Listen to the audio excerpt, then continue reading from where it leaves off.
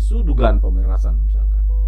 Nah, kalau kita lihat dari tiga ini, mestinya kan kita ada tanda tanya besar. Sebenarnya di pemerintahan Jokowi ini ada perhatian nggak dalam masalah?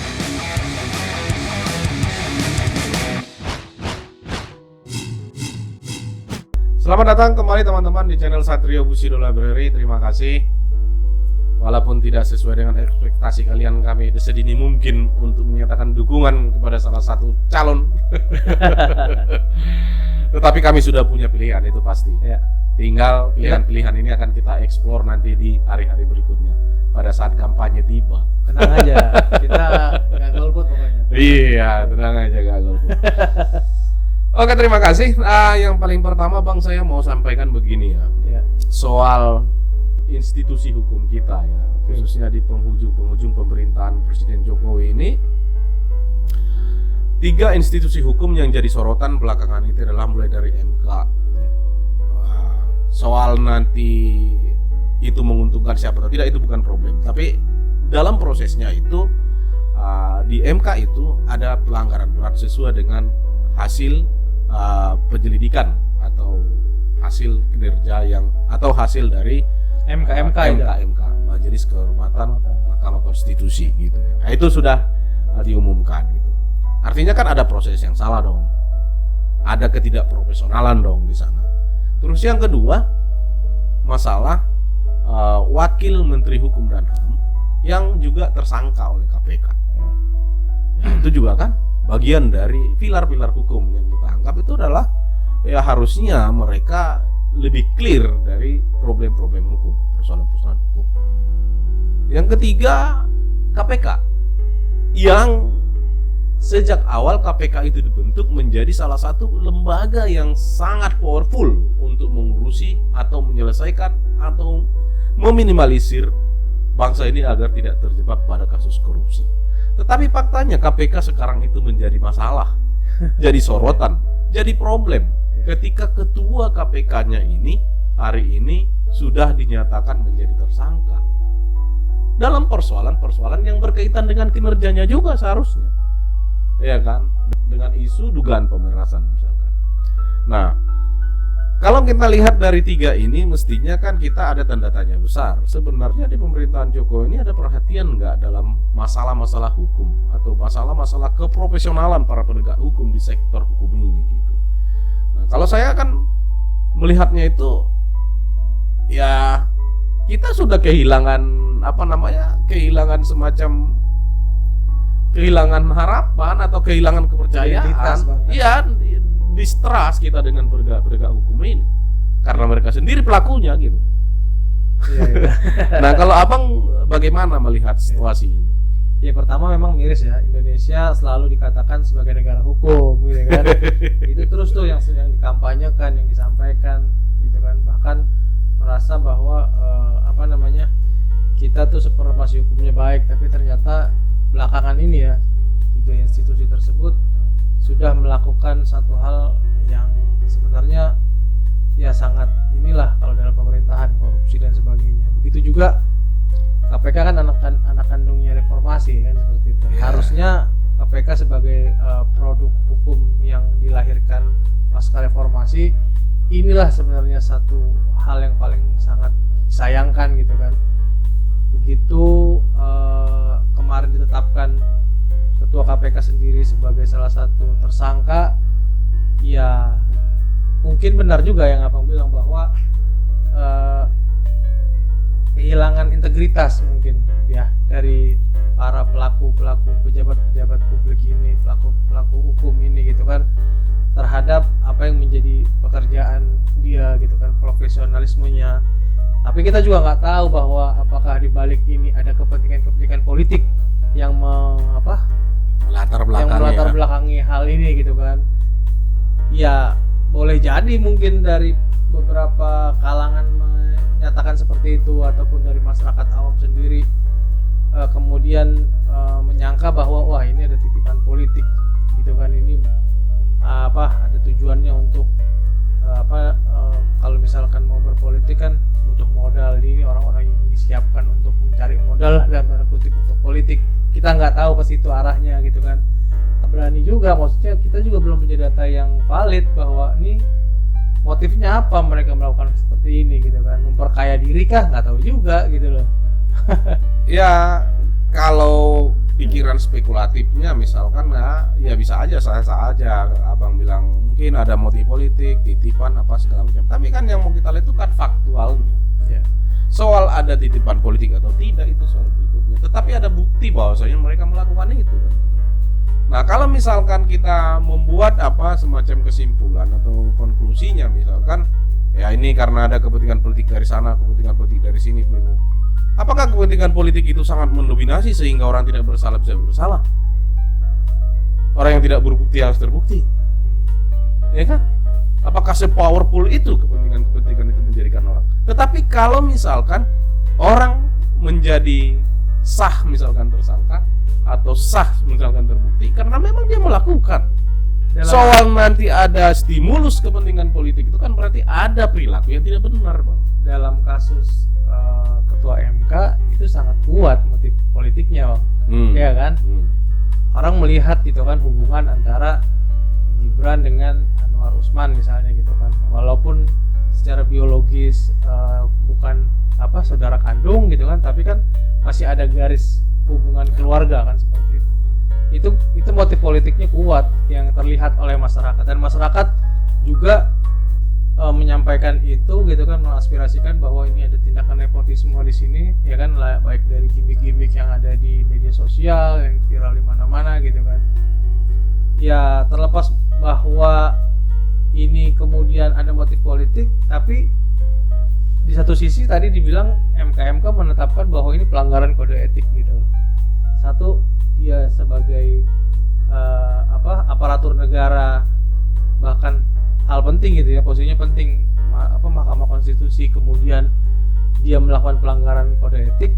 Yang kedua, ya itu dia menggunakan kapasitas dia untuk mengangkat Gibran, walaupun kita nggak bisa bilang bahwa itu ini ya motif politik atau sebagainya, tapi kuatlah ke sana arahnya. Nah ini memang yang harus kita cek lagi apakah memang motifnya seperti itu. Oke, dalam konteks itu mungkin ya pendapat itu mungkin bisa sah karena dia berkaitan langsung dengan kontestasi politik kan. Nah yang saya maksud itu misalkan seperti Wakil Menteri Hukum dan HAM, seperti Firly Bahuri misalkan, atau Ketua KPK misalkan. Apakah kita bisa menyatakan bahwasanya ini motif politik? Kan agak aneh menurut saya kalau misalkan itu kita buat konklusi seperti itu. Seberapa kuat orang punya kepentingan politik terhadap Wakil Menteri Hukum dan HAM kalau memang benar-benar dia clear dan dia harus tersangka. Seberapa kuat misalkan motif politik dan kepentingan politik terhadap Ketua KPK kalau memang dia clear tetapi dia harus tersangka. Nah itu maksud saya tuh, kalau misalkan di MK oke, karena itu berkaitan langsung dengan kontestasi politik, oke, bisa kita definisikan seperti itu. Tapi dua lembaga ini gitu loh, berarti kan bisa disimpulkan bahwa tidak ada integritas, bahwa memang mereka melakukan sesuatu yang tidak seharusnya mereka lakukan sebagai aparat penegak hukum, sebagai orang yang mengurusi masalah penegakan hukum. Gitu.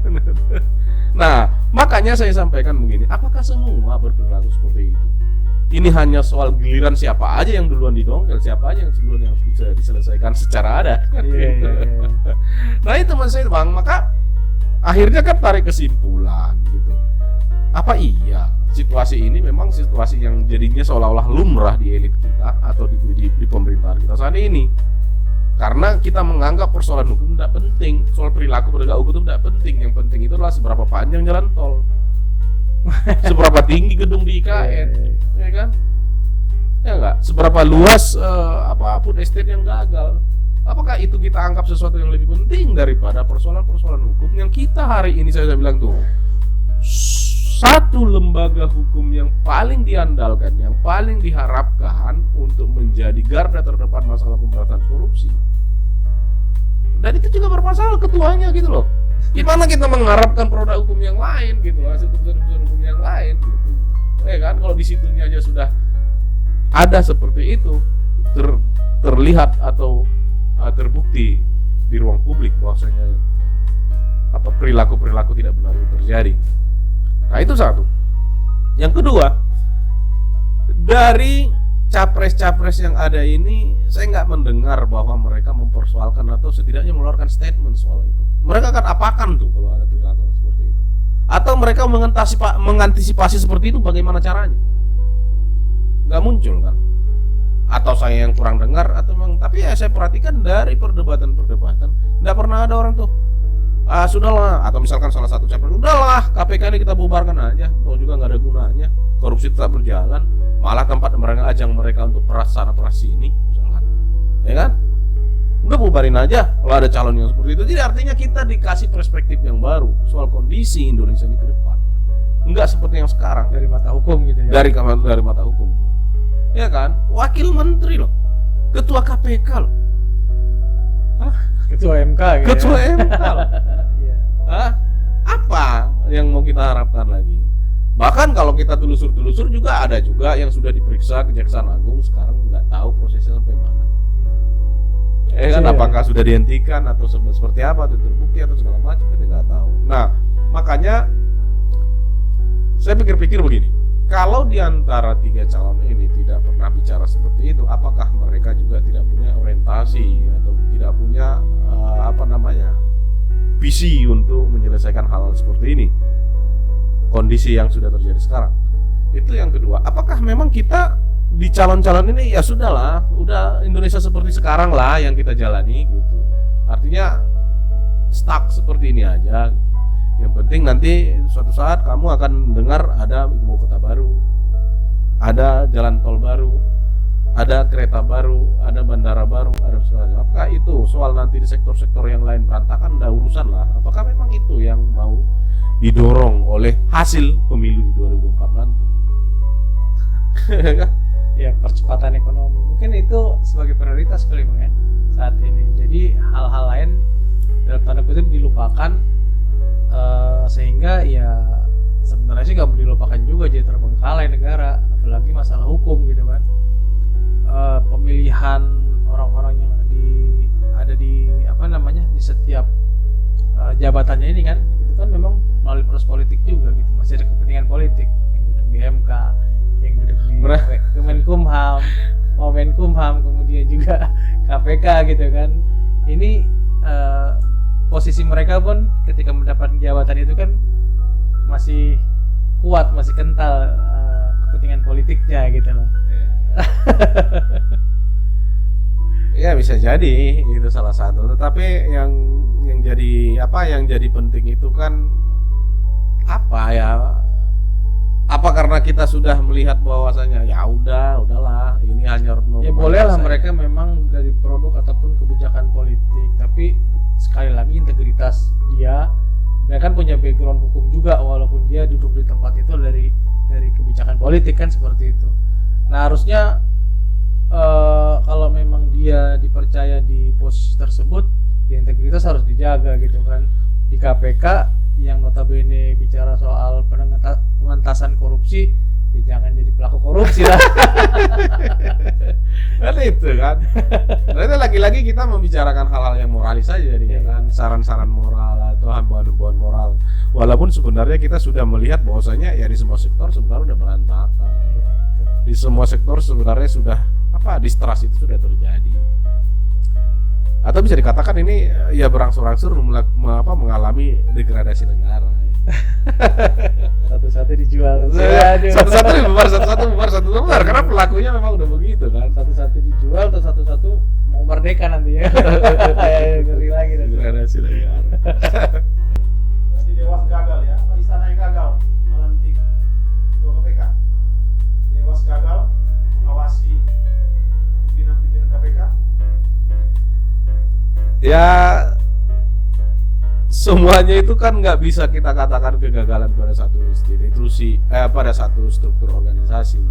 Intinya kan memang ada integritas yang memang tidak dimiliki oleh seorang pejabat publik kan gitu. Nah terus yang kedua, harusnya kan sistem itu bisa berjalan. Tapi kalau misalkan pelaku sistem itu juga mengerti bagaimana mengakali sistemnya, ya Nah, Sama aja kan, nggak bisa mau dibikin struktur ada dewas, ada ini, ada itu, ada segala macam. Kalau pelaku sistem itu juga yang membuat rusaknya sistem itu, ya nggak bisa juga. karena dia tahu kelemahan dari Iya. sistem itu, dia pula Ya, pelakunya. belum pelakunya, Iya. ya kan?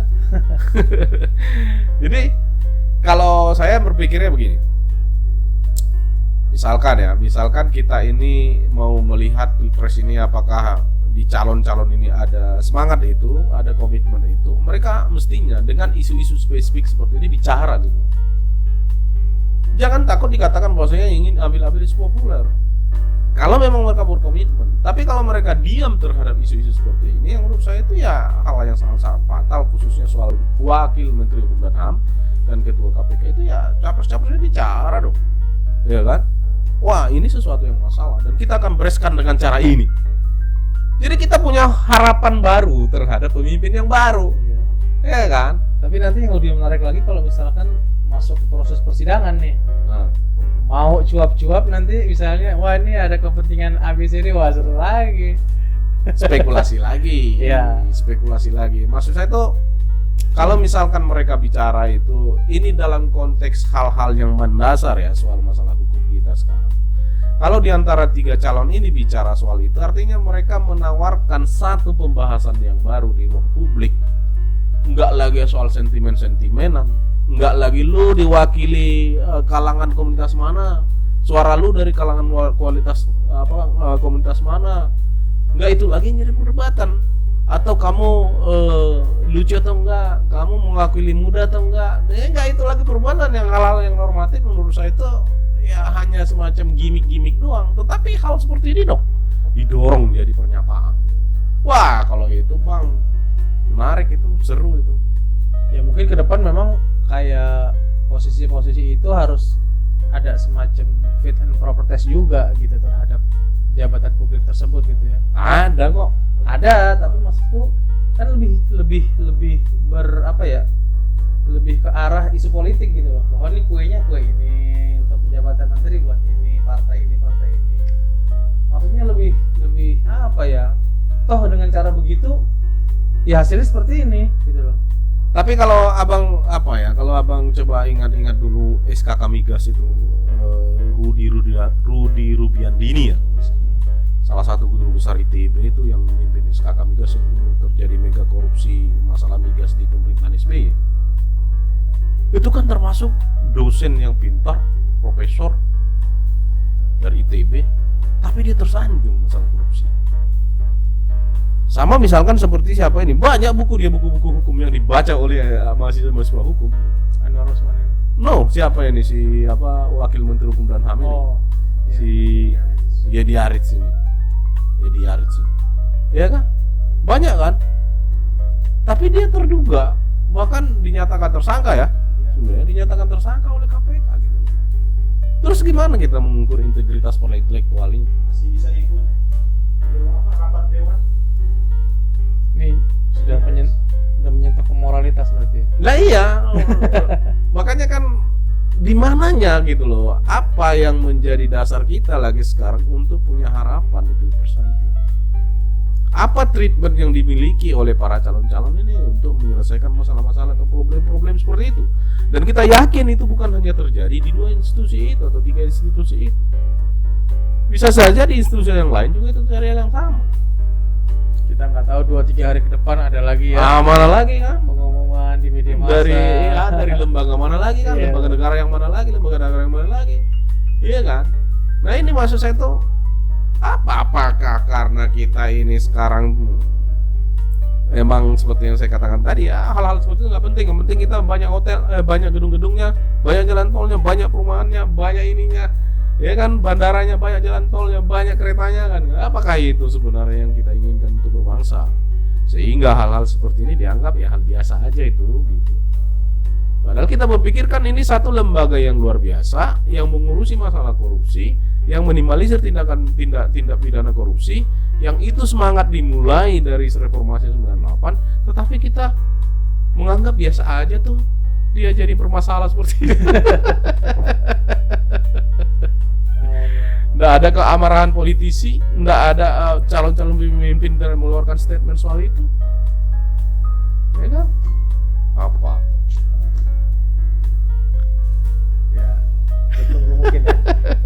2024 nanti. Kabar terakhir sudah dicekal sama institusi Polri 20 hari ke depan tidak boleh keluar negeri. Memang prosedurnya begitu 21 hari.